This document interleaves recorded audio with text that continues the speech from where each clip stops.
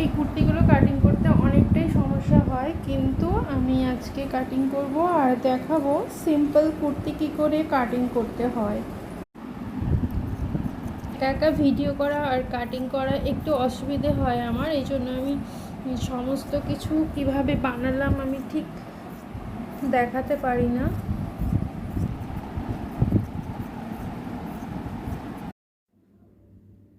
দেখুন, আমি দাগগুলো করে নিয়েছি, এবার আপনাদেরকে বুঝিয়ে দেবো, কারণ আমি একা তো, তাই মানে একা স্যুটের মাপ দিয়ে আবার ভিডিও করা আমার পক্ষে সম্ভব না। এই জন্য আমি দাগগুলো করে নিয়েছি, তারপর আপনাদেরকে বুঝিয়ে দিচ্ছি। এই যে এই মাথার অংশটাকে পুট বলি। এই পুট, যার যত পুট হবে তার হাফ নেবেন। এখান থেকে ইঞ্চি টেপ ধরে এখানে 7, 14, 21 দাগ দিয়ে দেবেন। এই 7 যে নামালেন এটা হচ্ছে ছাতি, এটা কোমর আর এটা পাছা। তো ছাতি, কোমর, পাছা আপনাদের যার যত হবে তাকে 4 দিয়ে ডিভাইড করে নেবেন।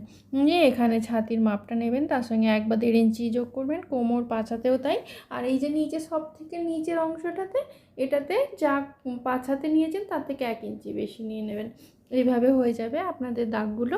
তারপরে এই যে এখানে 1 ইঞ্চিটা 1.5 ইঞ্চিতে দুটো দাগ আছে। এই যে 1.5 ইঞ্চিটা এটা হচ্ছে পিছন পার্ট, আর 1 ইঞ্চিটা সামনে পার্ট। এভাবে আপনারা প্লেন স্যুট কাটিং করতে পারবেন।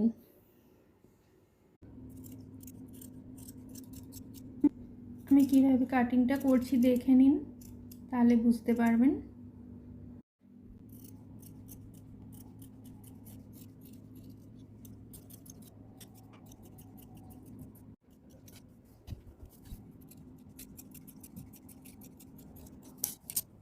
একটু